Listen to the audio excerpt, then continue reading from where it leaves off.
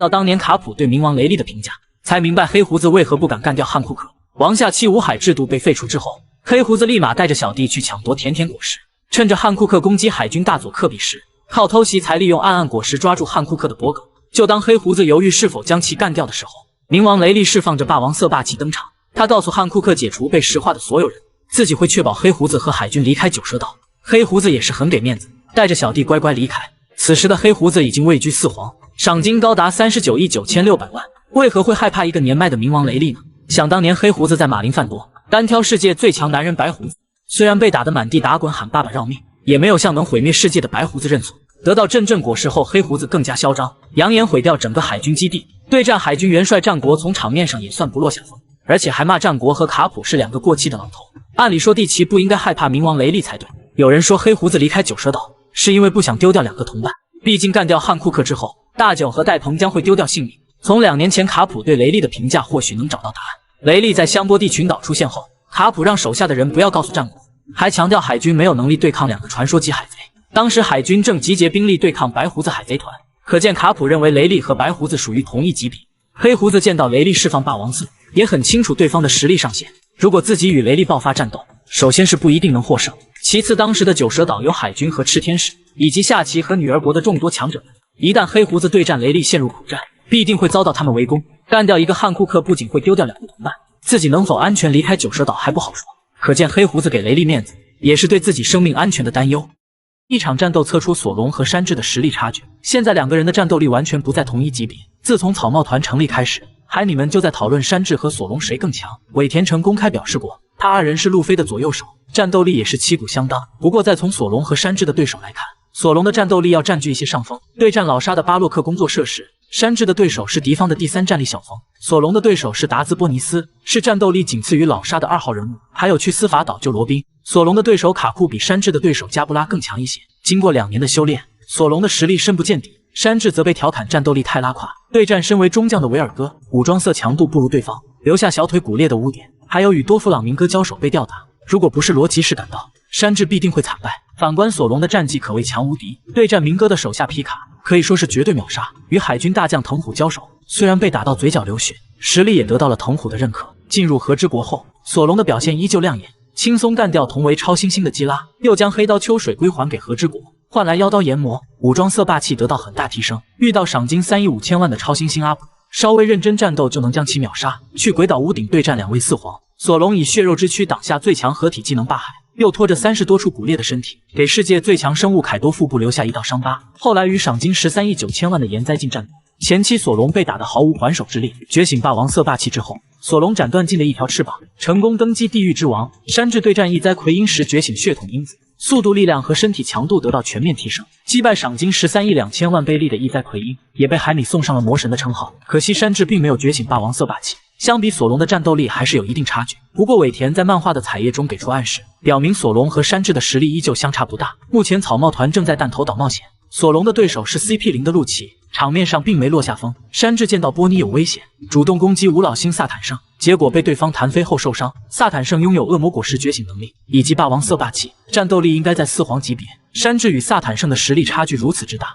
也能表明他距离4皇还有很大距离。索隆与最顶尖的4皇凯多交战，虽然战败，也给对方留下了一道深深的伤疤。通过对战4皇级强者的结果来看，山治与索隆的战力完全不在一个级别。暴君雄的战斗力再次得到提升，经历过38年前的神之谷大战，战斗力妥妥的能超越海军大将。在所有七武海之中，暴君雄对恶魔果实的开发最完美，将一颗看似卖萌的超人系果实开发出不输自然系的破坏力，而且还具备不输闪闪果实的移动速度，以及让人瞬间恢复的治疗能力。别看暴君雄只有2亿9千6百万的赏金，战斗力绝对不输任何4皇副手。当年奉命去恐怖3滚帆船找莫利亚，传达黑胡子成为七武海的消息，调侃莫利亚会被草帽一虎击败，气得莫利亚咬牙切齿，却不敢还手战斗。而且莫利亚也强调很清楚暴君雄的能力，也是认定战斗力不如对方。后来奉命剿灭草帽一虎，打得索隆毫无还手之力，只能用自己的命救路飞。元帅战国得知暴君雄让草帽团逃走，立马表现出一副不可思议的表情，不敢相信凭借暴君雄的战斗力，居然没能干掉草帽团中的任何一人。得知黄猿在香波地群岛对战草帽团，暴君雄主动介入黄猿与雷利的战斗。可见在暴君雄看来，即便对手是雷利和大将，也有足够的自信面对他们。当黄猿让他给一个交代的时候，暴君雄完全没给面子，直接对了黄猿一顿。身为海军大将的黄猿居然没敢动手，也表明出他不具备击败暴君雄的实力。在顶上战争，暴君雄的表现并不多，只是用一招雄之冲击将巨人奥兹击败。与老同事伊万科夫的战斗也很短暂，从场面上看，战斗力不在小伊万以下。世界会议期间，暴君雄失去所有意识，成为奴隶，被萨博和3位军队长成功纵容。不过他并没有留在革命中的记录，而是一个人重新回到圣地玛丽乔亚。赤犬得知此事后，选择亲自出马，直接来了一招明斗，将暴君雄打成重伤。随后赤犬评价大雄是非常危险的野兽，可见他也非常认可暴君雄的实力。在最新的海贼王漫画1095话，暴君雄的回忆中有38年前神之谷大战的场景，那时的大雄还是个孩子，因为来自于巴卡尼亚一族，拥有巨人族的血液，被天龙人抓捕作为强悍的奴隶，参加每3年才会举办一次的人类狩猎游戏。年轻的神之骑士团司令官加林胜也来，天龙人希望他能成为最终的冠军，却遇到了洛克斯海贼团的攻击。加林胜在那场战斗中表现非常优异，就在那时，暴君雄遇到了伊万科夫，趁着神之谷的混乱之际逃走了。当时萨坦胜得知此事后很恼怒，强调不应该让强大的巴卡尼亚人逃走。直到现在，萨坦胜去了弹头岛，依旧对波尼提起巴卡尼亚一族的强大基因，可见在他看来，巴卡尼亚的强大力量对于天龙人来说也是潜在威胁。暴君雄至今还没有展示巴卡尼亚一族的特点，结合上开发到几乎完美的肉球模式，真正的战斗力很可能会接近死亡，也难怪当年黄猿不敢与之争斗。香克斯透露，白胡子的真实战斗力已经不配拥有世界最强男人的称号，与前海贼王罗杰有着相同的弱点。白胡子被誉为世界最强男人，赏金高达50亿4600万贝利，拥有能毁灭世界的阵阵果实，也是罗杰死后最接近海贼王的人。当年白胡子在无名小岛遇到罗杰海贼团，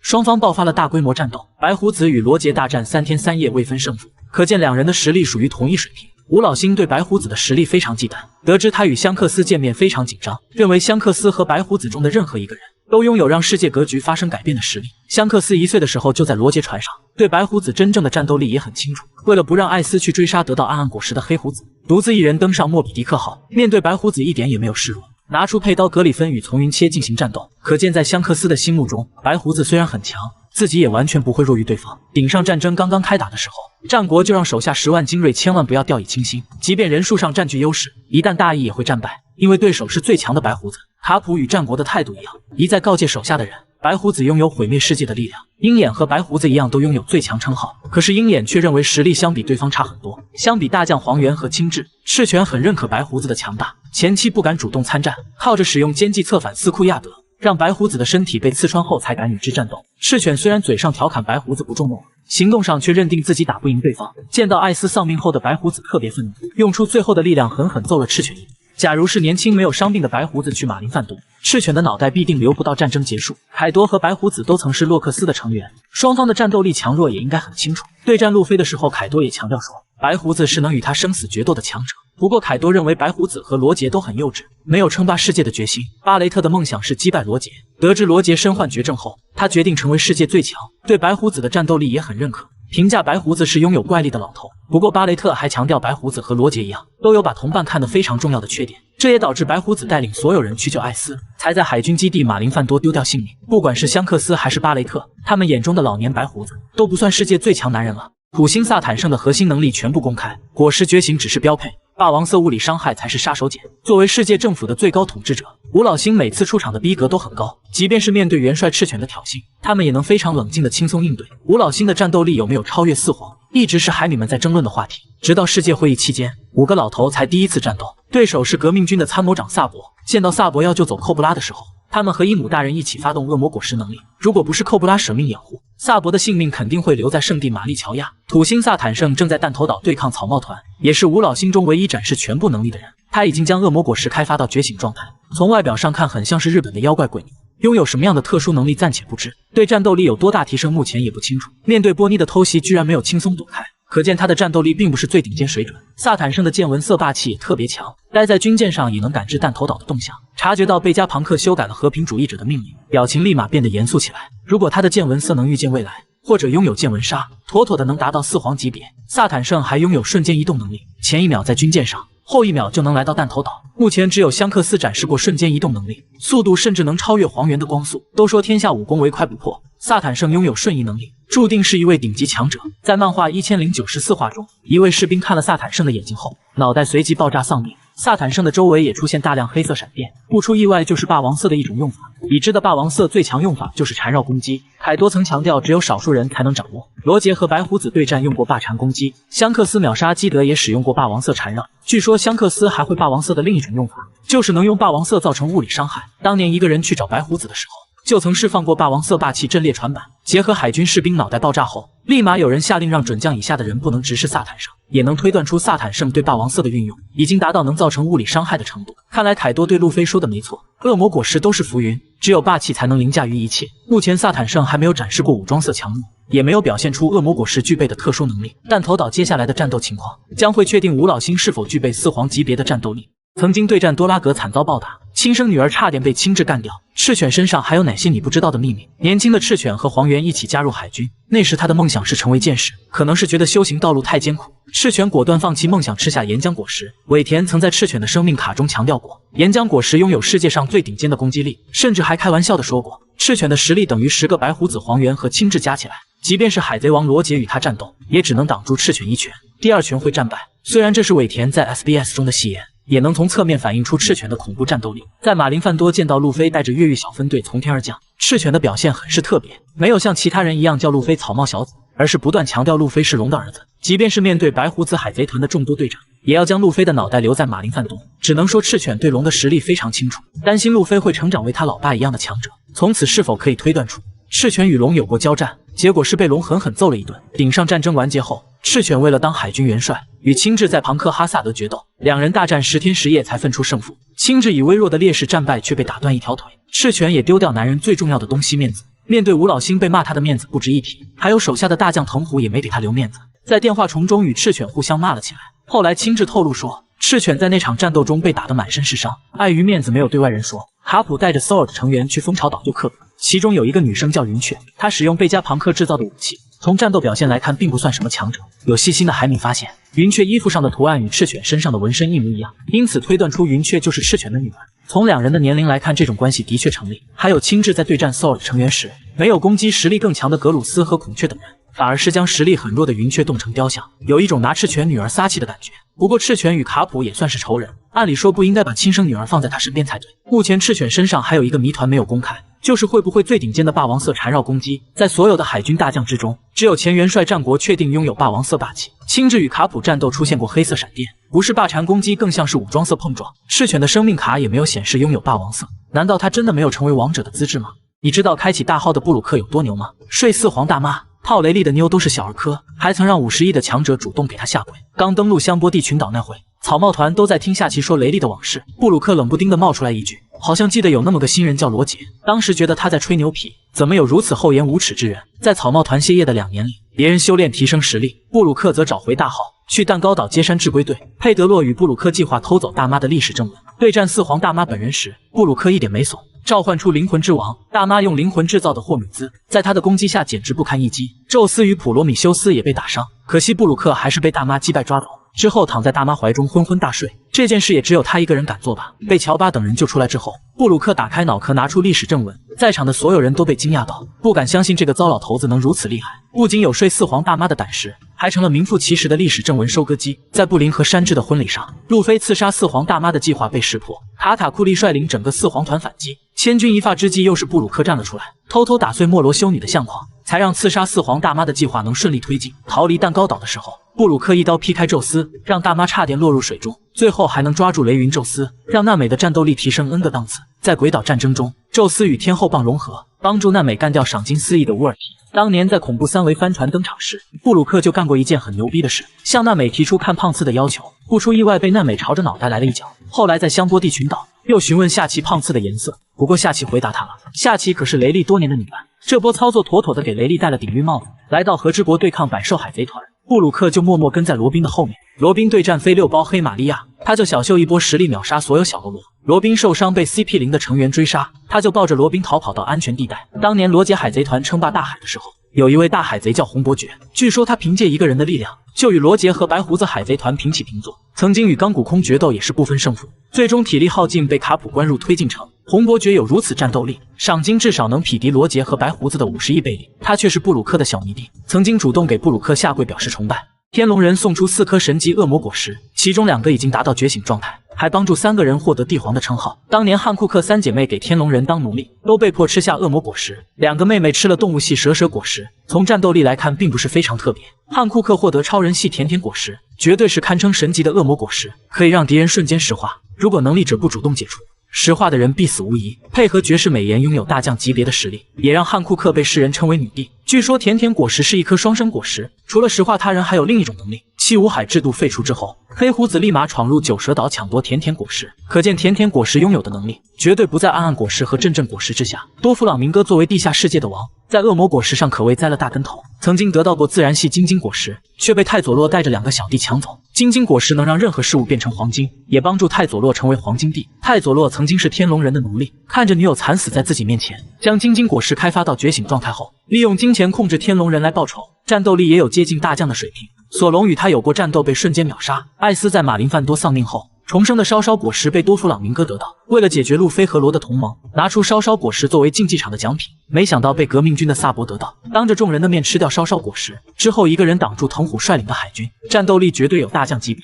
世界会议期间，萨博带着3位军队长去玛丽乔亚宣战天龙人，为了救薇薇的父亲寇布拉，被伊姆和吴老星合力打成重伤，能从这6位顶级强者手下逃走，海军大将也不一定能做到吧。后来萨博被世人称为炎帝，名气比革命军的首领多拉格还要大。小时候的罗身患绝症，加入堂吉诃德海贼团报复社会。克拉松得知罗是地之一族后，决定让他脱离多弗朗明哥。找到价值50亿贝利的手术果实后，立马逼迫罗将他吃掉。罗没有辜负克拉松的期望，利用手术果实治好了绝症，与路飞的草帽团组成同盟后，击败多弗朗明哥，替克拉松报仇。在鬼岛对战凯多和大妈2位四皇，使用出手术果实觉醒能力，最终联手觉醒此果实的基德，将四皇大妈彻底击败。后来在圣者岛遇到黑胡子海贼团，用觉醒能力暴揍黑胡子一顿，不过实力还是弱了一个档次。被黑胡子击败后，海贼船也被摧毁。假如明哥能利用好丢掉的3颗神级果实，成为四皇绝对没问题吧。尾田终于公开革命军的全部战斗成员，2人皇父，2人大将，还有2人4皇级。吴老星为何忌惮多拉格？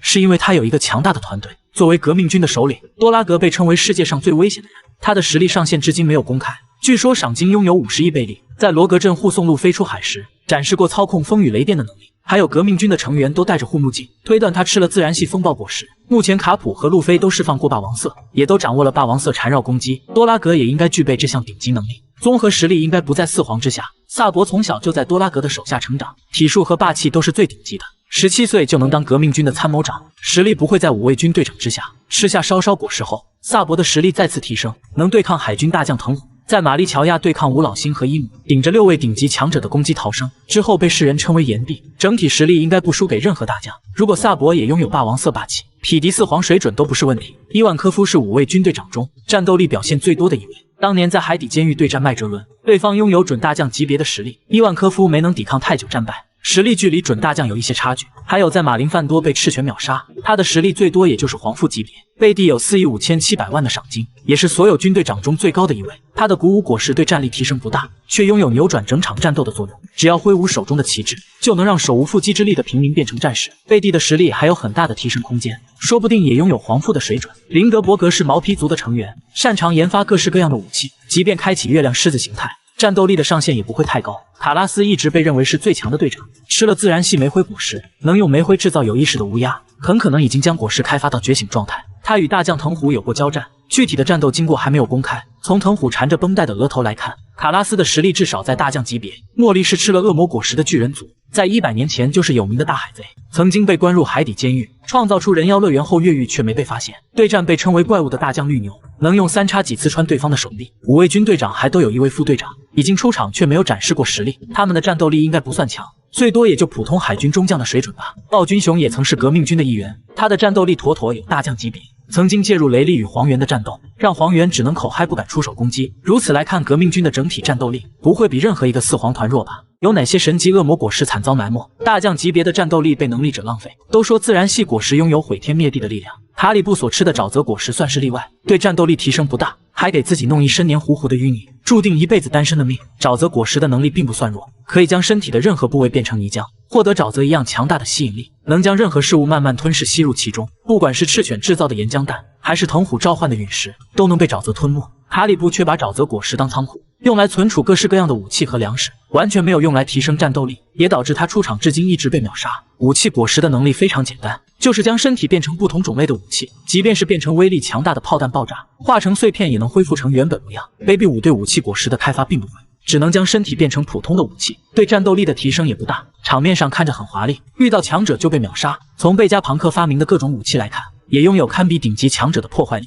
甚至有不输远古兵器的圣母烈焰，一次攻击就能毁灭一整座岛屿。如果 Baby 5能变出如此强大的兵器，战斗力应该能接近大将了吧？勘十郎的比比果实能力绝对逆天，能将画出来的任何事物实体化，这简直是造物主一样的能力，画一座金山和一个姑娘轻而易举。不过勘十郎的梦想是做一名演员，对绘画能力没有进行提升，画出来的作品质量非常差，也没能让战斗力达到很高的高度。如果能画几条凯多一样的青龙出来，回岛战争路飞也不会获胜。比比果实给乌索普吃非常合适，以他深厚的绘画能力当个四皇没问题。凯多和路飞的决斗完结后，才发现幻兽种果实比自然系更加强大。专注高端局的不死鸟马尔科拥有轮番对战3位大将的实力，还有凯多的女儿大河吃了大口真神果实，一度能与凯多单挑。不过八岐大蛇果实算是例外，神级能力被黑炭大蛇彻底浪费了。八岐大蛇是神话故事中的怪物，拥有堪称无敌的破坏能力。可惜在大蛇将军的开发下，八岐大蛇的外貌很丑还很弱智，只是额外增加了8条命，对自己的战斗力没有任何提升。与赤鞘九侠战斗时被瞬间秒杀，也难怪凯多会舍弃他霸占和之国。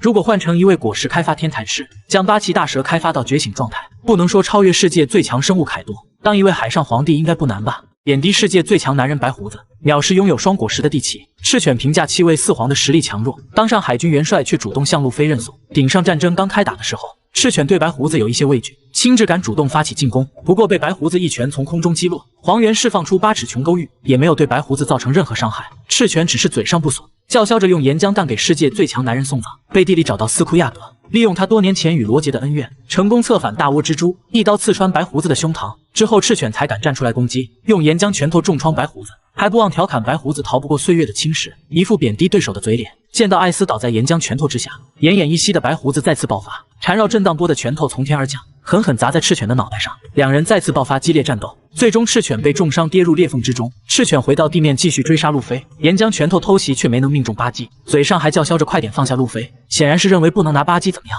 不得不说，巴基在顶上战争那会真有隐藏自己实力的嫌疑。见到岩浆拳头被格里芬挡下后，赤犬被吓得脸颊流出冷汗，心里也很清楚，只要敢多动一下，就会被香克斯取下脑袋。当香克斯宣布终结顶上战争时，赤犬气得咬牙切齿，却不敢战斗，显然是认定自己打不过香克斯，一旦不给面子，后果会很严重。顶上战争完结后，赤犬顾不上养伤，一个人主动与黑胡子海贼团交涉。对面不仅有双果实的黑胡子，还有溪流等众多海底监狱的强者。赤犬有如此嚣张的举动，显然是在藐视黑胡子的战斗力。世界会议开始前，海军监听到大妈通知凯多要去和之国干掉路飞，黄猿立马请求去出差，却被赤犬以和之国存在武士为由拒绝。可见当时的赤犬对2位四皇非常忌惮，担心黄猿会有生命安全。通过之后的剧情我们知道，海军不敢去和之国，是因为凯多在那里。赤犬对凯多也非常畏惧，特意去找战国询问该如何处理和之国战争，最终决定派大将绿牛前往和之国。不过在凯多战败前都没敢登陆。路飞去马林范多救艾斯的时候，赤犬就立誓必须将路飞的脑袋留下，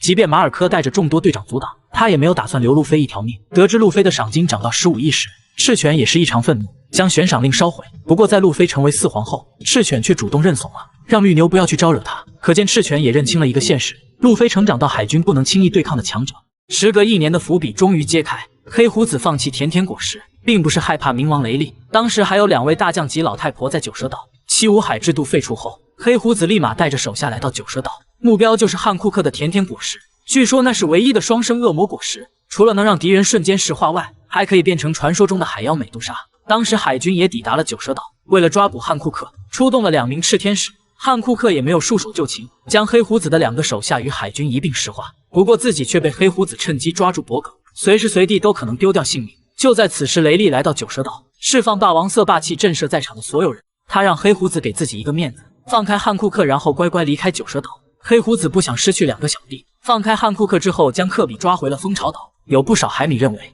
黑胡子之所以选择离开，是畏惧冥王雷利的实力。当时黑胡子的2个手下被石化，杀掉汉库克会面对3股势力的围剿，冥王雷利外加海军和九蛇海贼团的人，黑胡子一个人很难安全逃走。不过事后雷利说自己老了，打不过拥有2颗恶魔果实的黑胡子。当时的九蛇岛还有2位强者会参战，他们的实力应该有大将级别，一位就是雷利的女伴夏琪，是汉库克之前的九蛇海贼团船长。当初雷利在香波地群岛暴露身份，卡普就评价过夏奇的实力，强调夏奇是传说级别的海贼，即便海军中的老将遇到他也得小心。如果夏奇和雷利一起攻击黑胡子，即便他有2颗恶魔果实也是白费。另一位也是夏奇之前的9蛇海贼团船长，叫古罗利欧萨，也就是杂婆婆。千万不要瞧不起这位老太婆，她年轻时候的战斗力绝对能匹敌大将。想当年杂婆婆也是洛克斯海贼团的成员，经历过38年前的神之谷大战，能与白胡子和凯多这样的怪物混在一起，杂婆婆的战斗力必定不会弱。黑胡子之所以放弃汉库克的甜甜果实，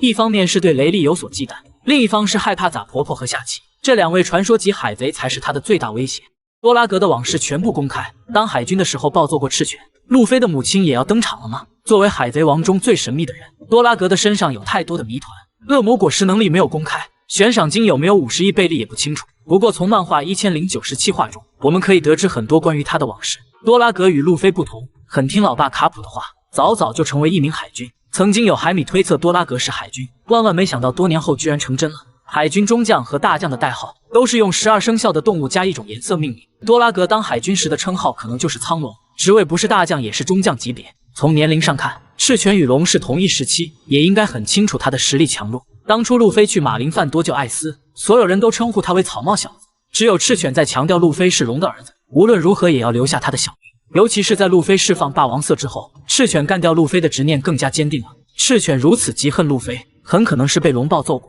担心路飞成长为龙一样的强者。不过多拉格发现海军坚持的正义与自己内心中的正义并不相同，于是果断辞职加入义勇军。24年前罗杰处刑时，他也在现场观看。22年前奥哈拉被摧毁后，龙去祭奠三叶草博士，邀请贝加庞克当伙伴，遭到拒绝后，他告诉贝加庞克自己会创建一支军队推翻天龙人的统治。几年后，多拉格与伊万科夫相遇，加上暴君熊和金妮组建了革命军。在这段时间里，多拉格遇到自己相爱的人，并生下路飞交给卡普看管。后来多拉格的事迹大家都很清楚，12年前回到故乡东海的戈亚王国，救下被天龙人炮轰的萨博后，将他带到革命军培养成参谋长。2年前多拉格在罗格镇出现，一道闪电从巴基的刀下救走路飞，又挡住斯摩格抓住路飞，让草帽团顺利出航去追寻他们的梦想。路飞在德雷斯罗萨击败明哥后，革命军的基地被巴沙斯发现，黑胡子联系海军后闯入白土之地，有没有与龙爆发战斗还不清楚。世界会议期间，萨博带着3位军队长去玛丽乔亚向天龙人宣战，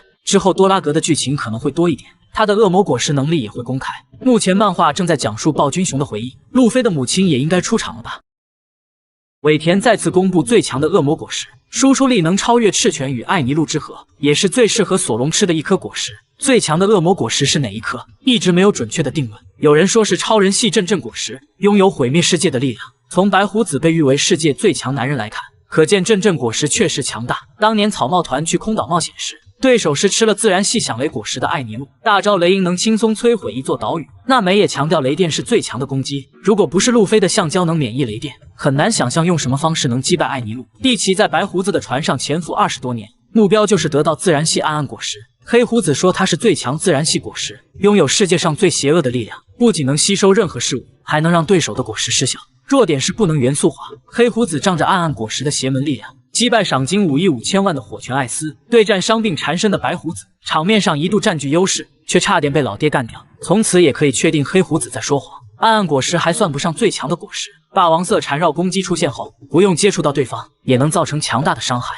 在对战黑胡子的时候用霸缠攻击，就不会被黑暗力量消除果实能力。经过马林范多一战，赤犬被认为是最强大将，不仅干掉了火拳艾斯，还与白胡子1对1战斗。虽然自己被揍了一顿，也重创了白胡子，与亲自爆发元帅争夺战。经过10天10夜的鏖战，以微弱的优势获胜。之后尾田在赤犬的生命卡中强调，岩浆果实拥有最顶尖的攻击力。不过在尼卡果实觉醒后，岩浆果实和暗暗果实都应该算不上最强。毕竟路飞用传说中最胡来的力量击败了世界最强生物凯多。在神之谷大战的经过公开后，伊万科夫不经意地说出最强系果实不是暴君熊所吃的超人系肉球果实，而是后来被凯多吃下的青龙果实。从凯多在鬼岛战争的表现能确定，可以操控火焰、狂风和雷电，即便是岩浆果实与响雷果实加在一起，也未必有凯多的青龙强悍。而且尾田还在 SBS 中说过，最适合索隆吃的果实就是青龙果实。不过凯多被路飞击败，消失在岩浆中，青龙果实也很难重生。白胡子一生经历过3次惨痛失败，30多年前被一位少年重创胸口。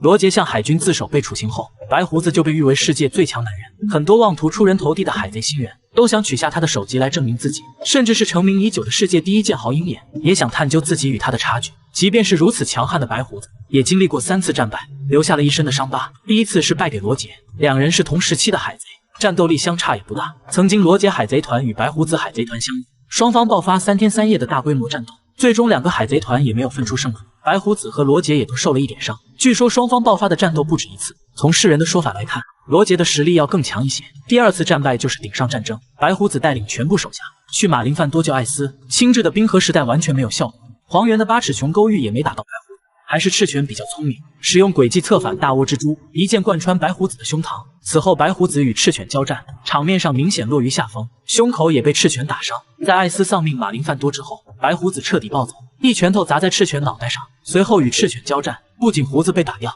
胸口也再次被岩浆拳头打伤。最终白胡子拼尽全力，才将赤犬打入地面之下，自己也耗尽了体力。之后与黑胡子战斗，面对暗暗果实的逆天技能，白胡子的攻击完全无效，好在抓住黑胡子傲慢的弱点，才用无上大快刀从云切将其砍倒在地。可惜白胡子已经没有任何力气，没能使出最后一击将黑胡子干掉。紧接着黑胡子带领手下一拥而上，将世界最强男人的生命彻底终结。白胡子的第3次战败是在38年前，当时他还是洛克斯海贼团的成员。为了做世界的王，洛克斯带领全部手下攻打天龙人的狩猎场神之谷，当时的海军完全不是对手，被洛克斯海贼团的强者打得节节败退。好在有年轻的卡普出现，他与罗杰海贼团联手，才将洛克斯击败。事后我们从白胡子口中得知，洛克斯之所以战败，是他们爆发了内讧。那场战斗中还有一位年轻的强者，被认为是香克斯父亲的加林胜。当时的加林胜有着非常强悍的实力，一度被认为是那场狩猎的冠军。几十年后白胡子见到香克斯，直接来了一句看到你我的伤口就隐隐作痛，很容易让人联想到白胡子与加林胜有过交手，